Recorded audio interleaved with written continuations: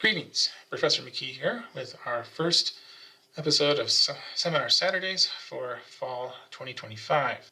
This week's paper is about the reputational costs of bankruptcy for corporations, of course. Our paper is called Consumer Choice and Corporate Bankruptcy. This is by Samuel Antill and Megan Hunter. I'm pretty sure I pronounced their names correctly, but if I didn't, I apologize.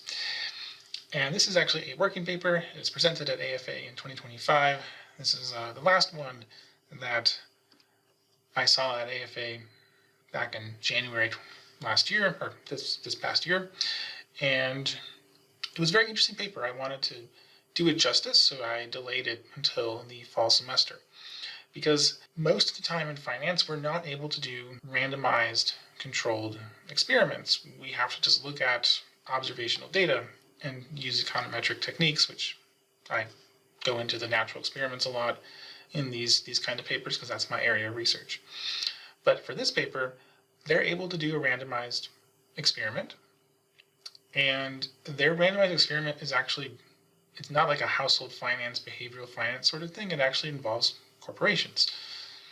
So I thought this was very interesting when I saw it, and we'll see how they're doing things here. So first of all, the costs of bankruptcy. So we know that bankruptcy is not free. There are transaction costs if you go through the bankruptcy process. Any interaction with the court system, with lawyers, is going to be expensive. And we also know empirically that firms take on less debt than we think they should be taking on in terms of where theoretically their best cost of capital would be. And one explanation for why they're taking on less debt is because they want to avoid bankruptcy. Because there are frictions from bankruptcy that will create negative losses for the company in excess of just the normal costs of having more interest expense. The problem is lawyers are expensive, but they're not that expensive. At least according to the authors for this paper, the known direct costs of just going through the bankruptcy system are not enough to even come close to explaining why they take on so much less debt. So what they're looking at is the indirect costs, the reputational costs of being a bankrupt company and how expensive those indirect costs are. They try to get an estimate for that as well as kind of establish some baseline numbers on how much reputational damage you experience. So if you're selling to consumers, to retail customers, if you are in bankruptcy, are they less willing to buy from you? And that's what they're going to focus on completely. They're going to do some experiments where they basically inform consumers this company's in bankruptcy, or don't inform them that this company's in bankruptcy, and see how much they're willing to pay to purchase products from that company.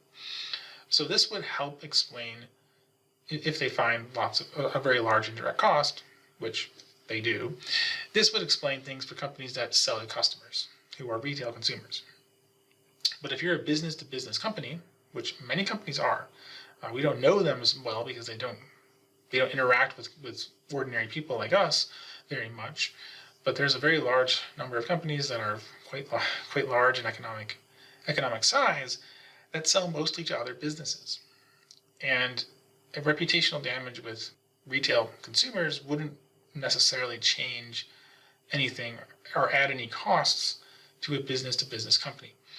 Actually, just as a little side note here, I do try when I'm assigning companies on my projects to pick out some more business-to-business type companies, because those are the companies my students are less likely to be familiar with.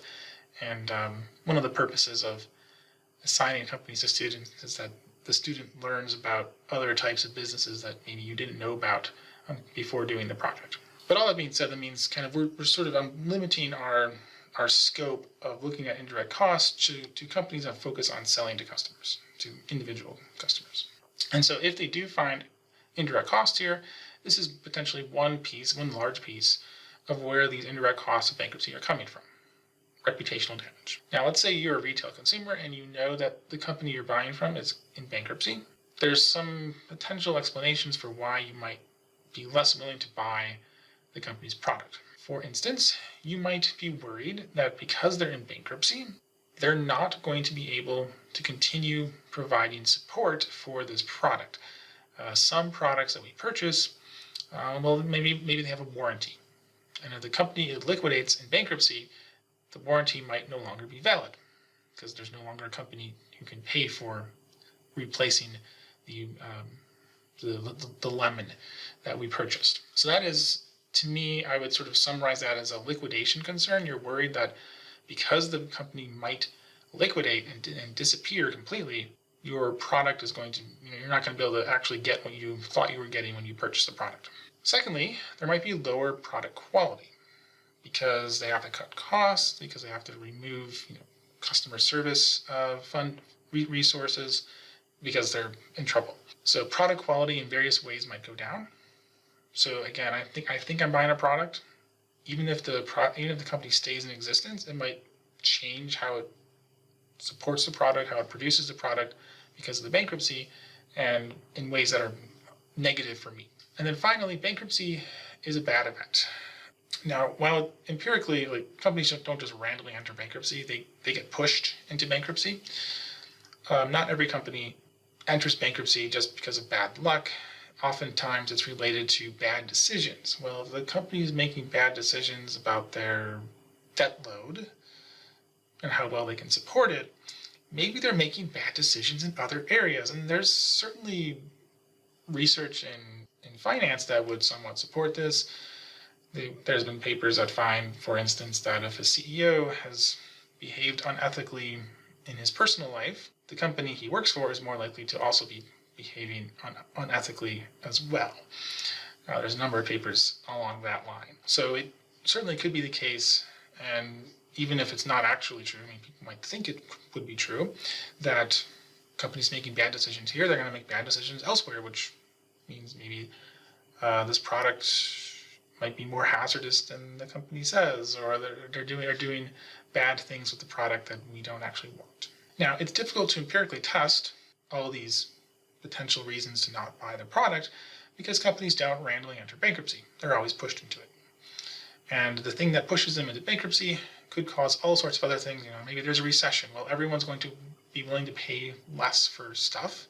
And the company got pushed into bankruptcy because people are paying less for stuff. You have a hard time disentangling the reason you were pushed into bankruptcy with why people are not buying your product anymore. So what the authors do is they take a couple of companies that are actually in bankruptcy, and then they do a randomized survey. So they tell half the people this company is in bankruptcy, and then they measure how willing they are to purchase products from the company. And they tell the other half nothing that the company's in bankruptcy, and then see how much they're willing to pay for products. So one group knows about the bankruptcy, and one group doesn't. And they run 3 separate experiments, surveys on their participants. So the first one, they inform the company of a specific company that is in bankruptcy, and the control group is not informed about the bankruptcy, and then they measure the willingness to pay for the company's gift cards. Experiment 2, they look at a different company that's also currently in bankruptcy, and they inform the treated group that the company's in bankruptcy. They don't inform the control group, and then they measure willingness to purchase the company's product versus getting some cash. And then the last one is a more hypothetical one. So they randomly tell participants to imagine that the company's in bankruptcy or not. And then they measure the willingness to purchase that company's product versus a non-bankrupt company's product. So experiment 1 is about rental cars. So Hertz was in bankruptcy during fall 2020, which is when they did the survey.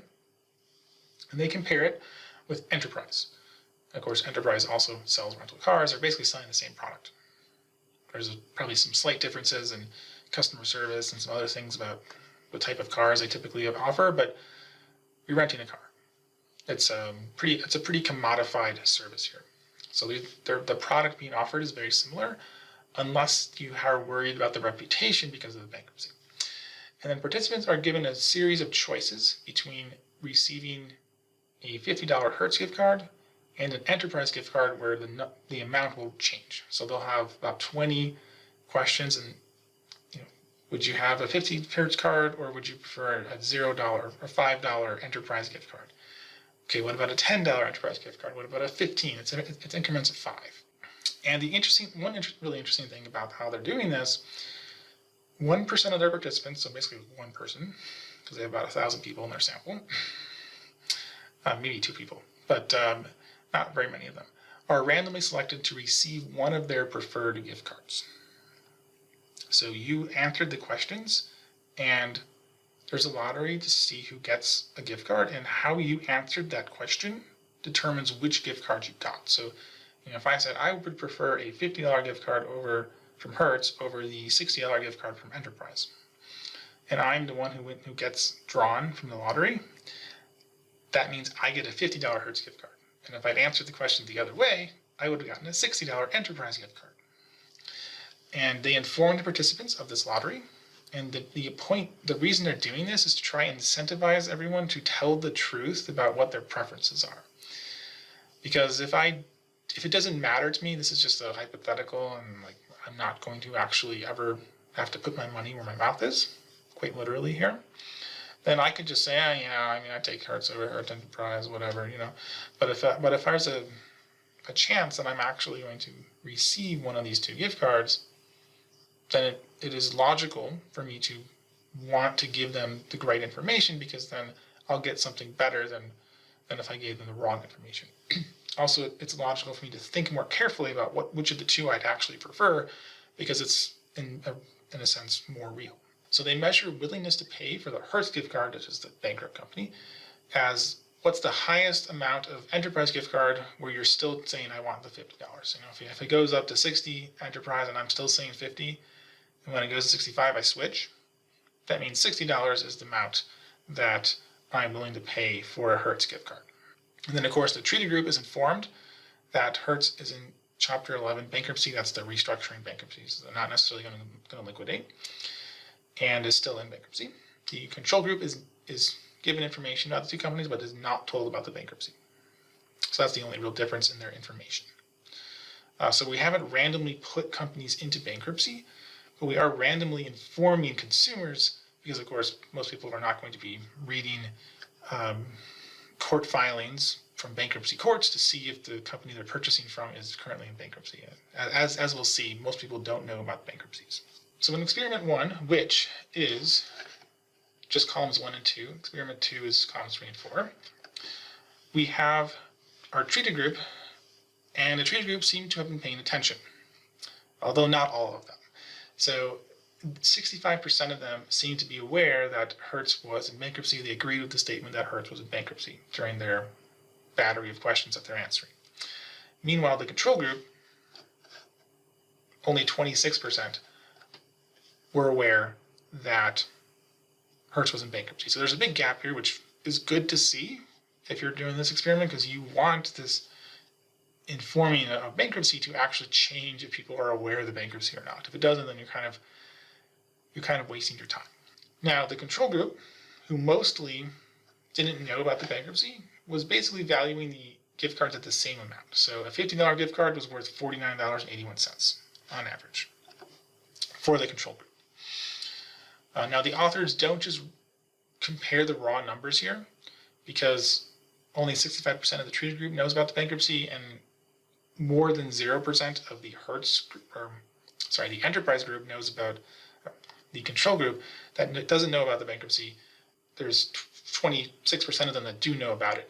So they do 2-stage least squares. I'm not going to go into the econometrics behind this, but it's basically adjusting for basically a 40 percentage point gap, but it's not a 100 percentage point gap.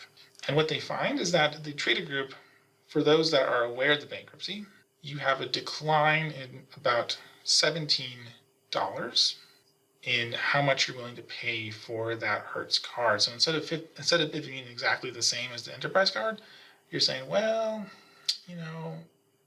because of the bankruptcy, that $15 Hertz gift card isn't really worth $50 in Enterprise gift card. It's really worth more like $33-ish, something like that. And that's a big drop in value. We're losing $17 out of $50 of value there. And just as a quick side note in terms of that honesty incentivization, So they run a second test when they're doing this, and they're checking if informing the participants about the incentive to be honest would change their willingness to pay. And in fact, it does. So if they know about the incentive, so they've been informed of the incentive, you get that $17 reduction. If they don't know about it, they have a $10 reduction. So it seems like the reduction in willingness to pay goes down more when they know that what they say has real skin in the game for them.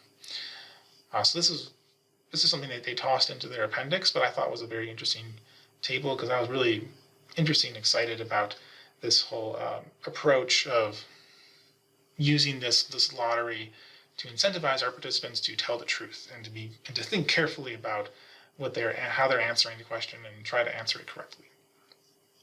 In fact, I was actually thinking about a potential project of my own that would use this. Unfortunately, the state of Texas for IRB, and this would require IRB approval because we have human subjects here that we are taking surveys on.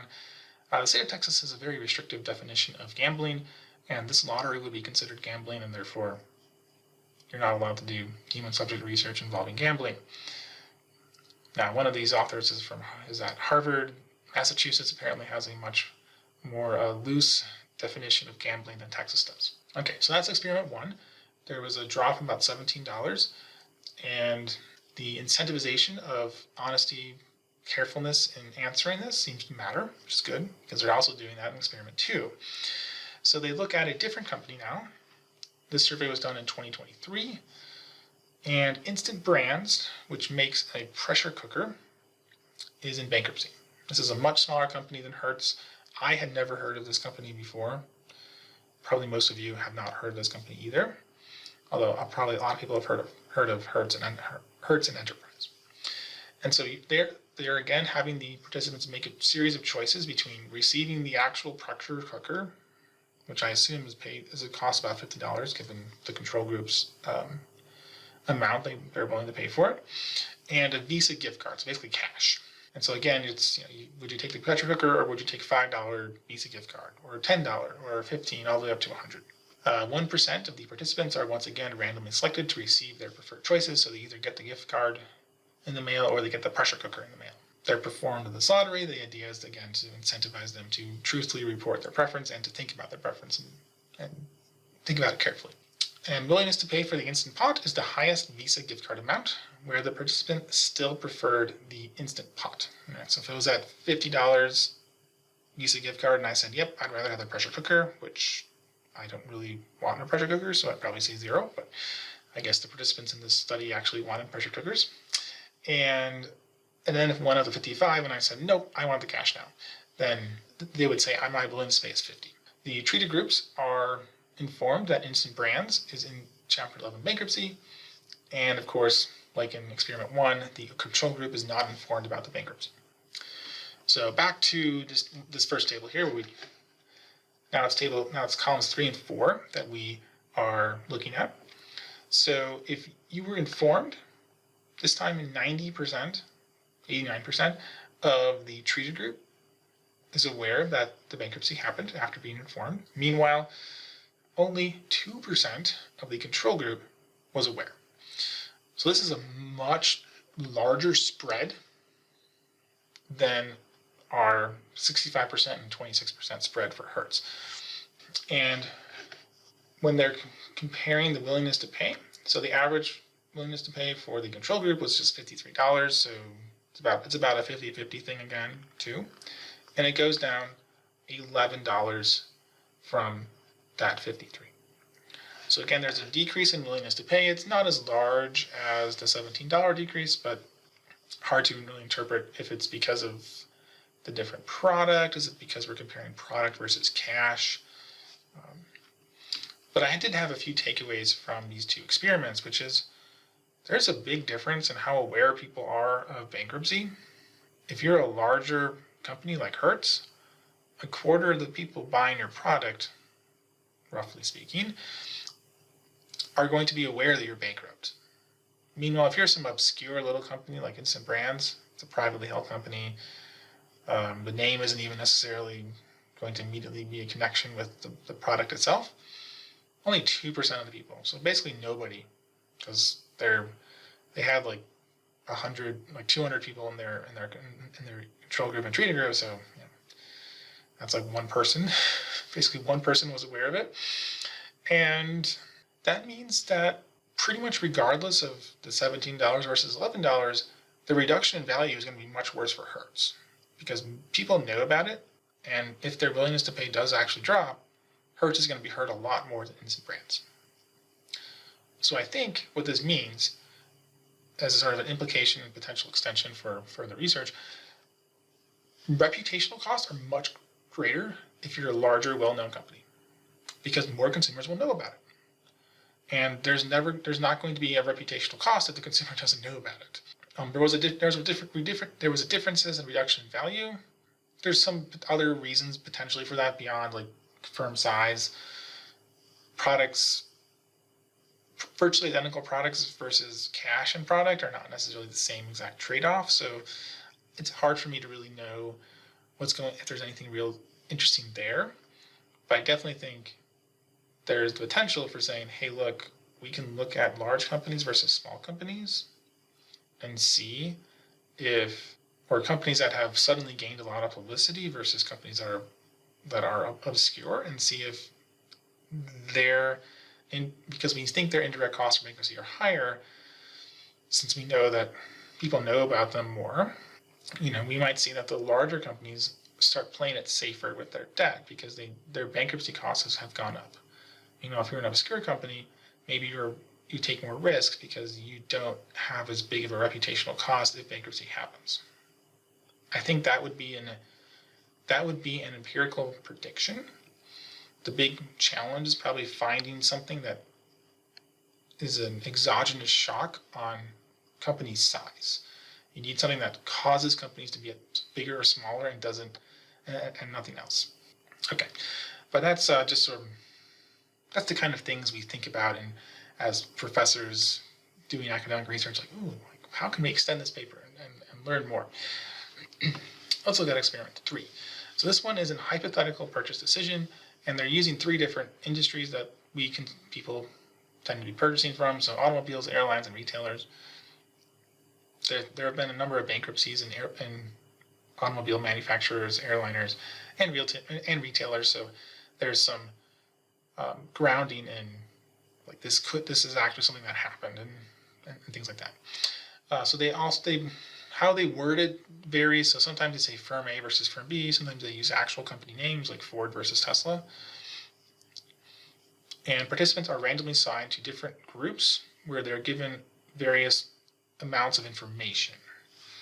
And so one reason they're doing this hypothetical instead of a real bankruptcy is that they're able to do things like say, well, this firm is in bankruptcy, but financial experts estimate that there's a 100% chance that this firm will emerge from bankruptcy and continue operating. The reason they're doing all of these quality through post-bankruptcy variations on informing about the bankruptcy is that, well, there's a couple different potential reasons why you don't want to purchase the bankrupt firm's product. If I'm worried about quality, if I'm informed that the quality is not supposed to change, according to independent experts, then if I still have a reduction in willingness to pay, that probably means that I'm not worried about quality, I'm worried about something else, like liquidation. Or if I'm told it used to be bankrupt, but it's not bankrupt anymore, I'm probably not worried about quality or liquidation. Well, definitely can't be worried about liquidation, right? Because liquidation didn't happen. So I'm probably mostly worried about reputational, that there's some sort of correlation between, you went bankrupt in the past, so you're more likely to have do bad things in the future because you messed up, and you're more likely to mess up in other ways too. So that's the reason behind all of these. Now,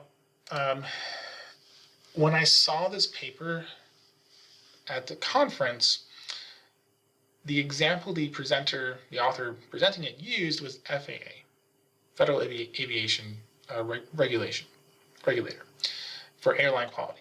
And I was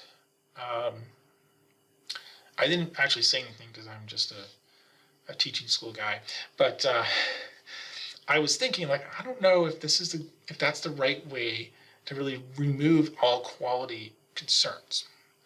Because, well, when you're saying a third party has told me that quality will not change, a lot of it is assuming that I trusted the third party to be correct about the no change in quality. And in the specific airline example, my concern was like, well, I'm not an FAA expert, nor would the average person doing the survey, presumably. And so my impression of FAA is it's involved in safety, which does matter for airline quality. If I buy an airplane ticket and the plane crashes and I die, the quality of that product was quite low.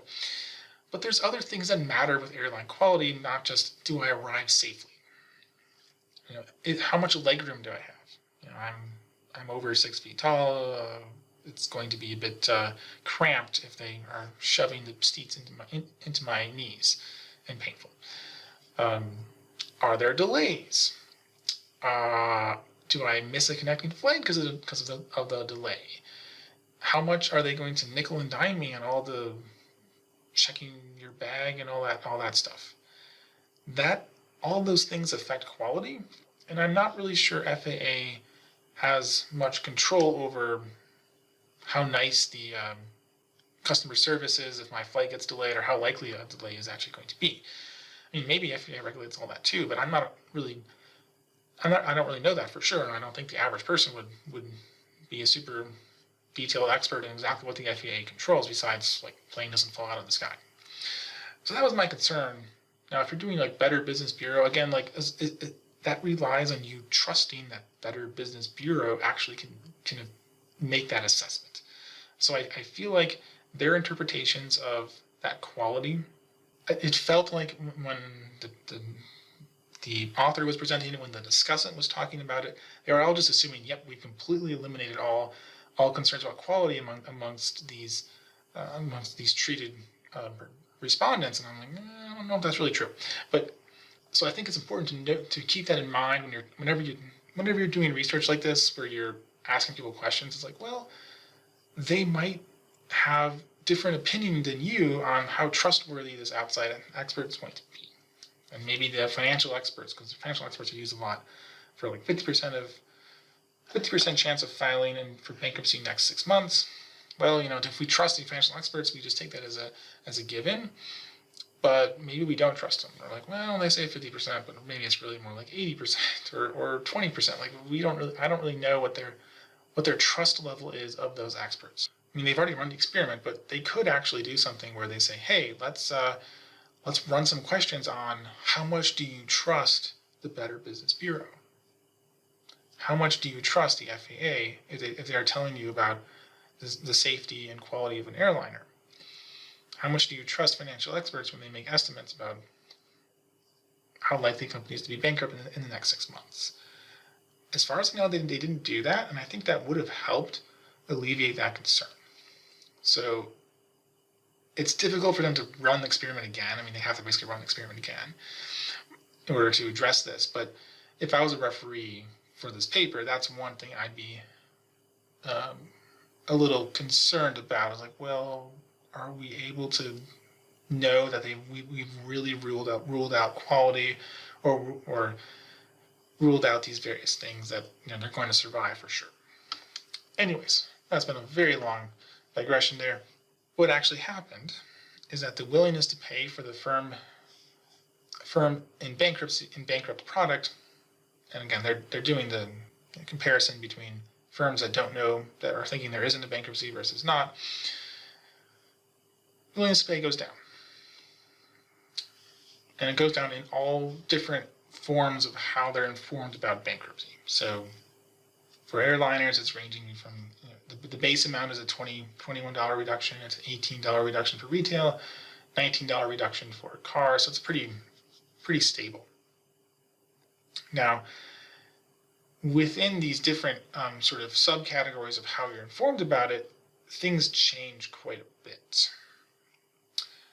So if you're informed about post-bankruptcy, that they used to be bankrupt, they're not anymore, The willingness to pay drops by not that much. It's not a very large decrease compared to just being in bankruptcy right now. So it seems like if a company has already emerged from bankruptcy, there's not much of a reputational cost once you have restructured. There's maybe a small cost, but not that high. If you're assured that quality is going to be good, there's again still a reduction, but that reduction is much lower, very similar to the companies in post-bankruptcy. So it seems like quality, concerns about quality are driving a big chunk of that decline in willingness to pay. And there's some differences across the questions here, depending on your type of industry. So airline, retail, car, the consumer concerns are not necessarily the same.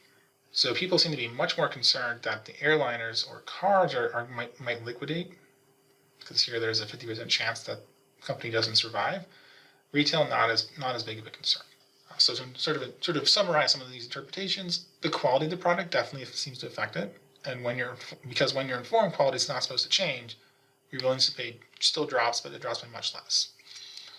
Bankruptcy being correlated with other negative things doesn't seem to be that concerning, because if you're informed that it used to be bankrupt or that they're going to survive for sure, you see a smaller decrease in willingness to pay. So the authors conclude, and I think assuming you believe that there aren't problems with like how trustworthy the independent experts are, that overall the support is coming from the quality concerns and the liquidation concerns. And the type of product affects which of these reputational concerns matter more. So if you're buying an airline ticket or if you're buying retail, you're driven more by quality. Meanwhile, if you're buying an automobile, you're driven more by liquidation. This makes a lot of intuitive sense. Because if you buy a car, you typically have a warranty on it from the manufacturer. And you're going to need to repair it, which requires spare parts, which come from the manufacturer.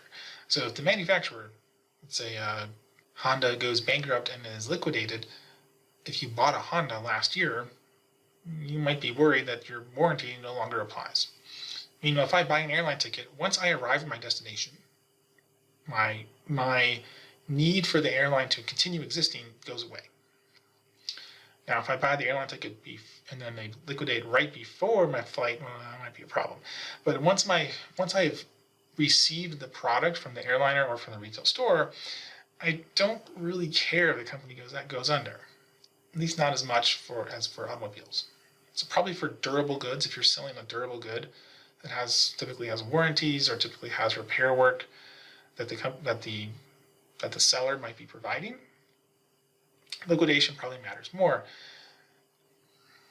For a product that is a more single shot sort of transaction, you don't have a continued relationship with that company, then it's going to be more about quality. And one thing they did with this experiment 3 is they also asked the participants what would concern them the most about the bankruptcy. And this is a kind of a qualitative type answers, but the answers they give are the things that they said they were most concerned about for each industry kind of line up with what we were talking about. It's quality and liquidation. So for airlines, they're most worried about delays and cancellation. I consider that quality. And they're also concerned about, well, I bought the flight ticket, but then the company goes bankrupt and I can't fly anymore because they liquidated before my flight. So that's a liquidation, but a very short-term liquidation concern. And automobiles, it's what I said. It's loss of warranty, no spare parts. Those are both liquidation concerns. And then retail, well, maybe you can't return the item. That would be a liquidation. You bought it, and then 30 days later you go back to return it, but the store closed. But typically returns, there's a pretty short window when you can return things. So again, that's a pretty short-term liquidation, like with airlines. And then then the biggest thing they also said was lack of inventory. I take that as quality. Like the products themselves might not be different, but if I walk into the clothing store and they don't have a very wide selection of shoes for me to purchase, that's kind of bad, especially if I was planning to purchase shoes. So they don't seem to be very concerned about negative signals. There was some answers that would have been connected with this is a negative signal about firm quality. That didn't get much traction with these with the treated and control groups. And then the last thing that the authors do, and I'm not going to talk about this very much because I don't do much structural estimation, and really to me the really interesting thing was the 3 experiments they ran. But the structural estimation, you basically take information which they got from these 3 experiments, and they calibrate a structural model to try and estimate bankruptcy costs using that indirect cost. So they say, oh, well, consumers are going to drop their willingness to pay by $17, and that's going to have impact on your sales, how much you can sell your product for. And structural estimation has been around for a while now.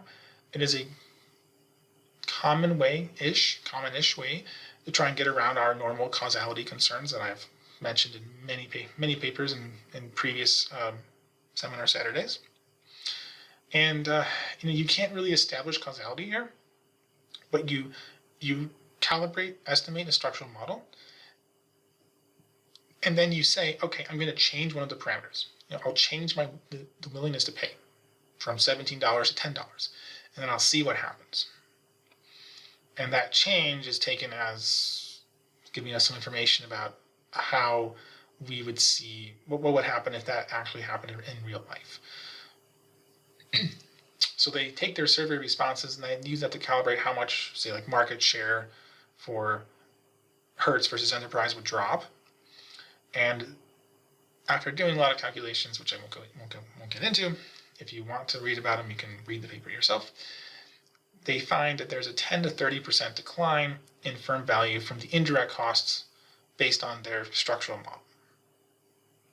And one interesting thing they do is they tweak the model and they change people's knowledge about how often the company is going to survive bankruptcy. Because the average person, when they hear bankruptcy, they don't probably realize that the majority of the time, probably the large majority of the time, companies don't liquidate. They restructure and they keep going.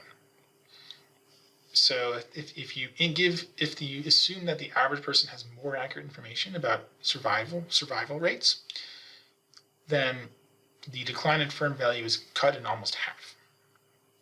So a big part of the loss of value is basically liquidation concern, and liquidation concern that isn't actually accurate. There's not a really high chance that the company is actually going to liquidate if you know that it's in Chapter 11, the restructuring form of bankruptcy. Now, if it's in liquidation bankruptcy, yes, it's going to liquidate. Okay, so let us summarize here. We have found that the consumer's willingness to pay does actually decline if the firm is in bankruptcy. And knowledge of the bankruptcy seems to vary. Bigger companies get more news media attention, both traditional and social media attention about their bankruptcy. And so therefore, big companies seem to be probably going to be hurt more by news that they are bankrupt. The reason for the decline will depend on the type of product the company sells, but it seems to be mostly about the quality of the product and concerns of negative effects if the company ends up liquidating. In their structural model, they found that there's about a 10 to 30% decline in firm value from indirect cost. That's a lot. I didn't see any great work or evidence about how this lines up with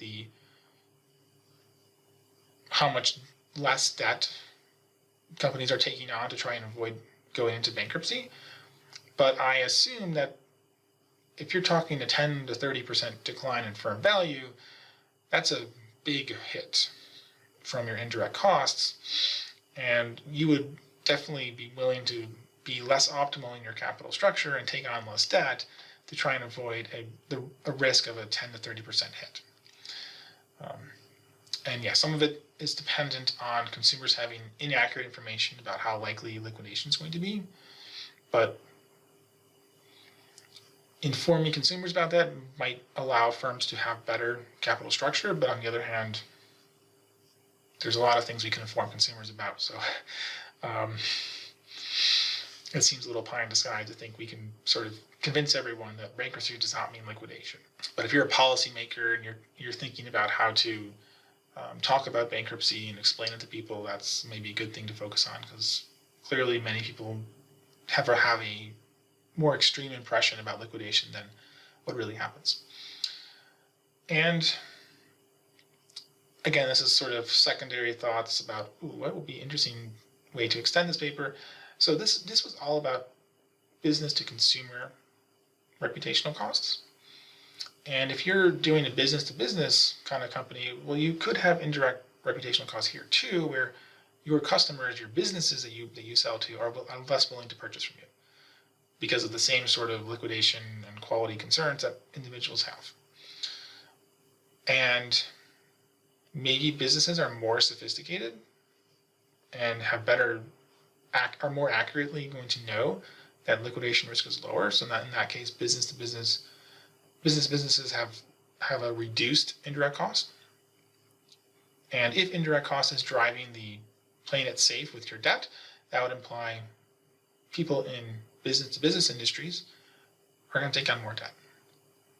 On the other hand, maybe your customers are, again, more sophisticated, in which case they're more likely to know that you're in bankruptcy because they pay attention to that.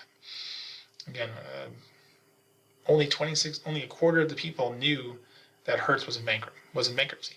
Only 2% knew that Instant Brands was in bankruptcy.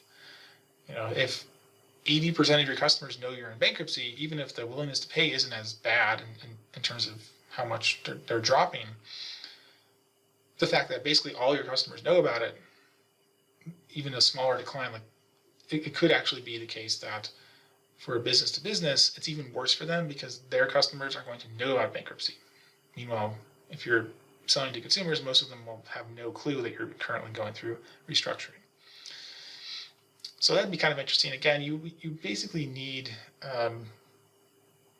some sort of exogenous shock to force companies, because otherwise companies are going to be there's going to be a lot of choices companies are making. But that's sort of an interesting thing, an interesting thought. If you decide to write a paper on it, make sure you give me some credit, right? Okay, so this is our first end for our first week of our Seminar Saturdays.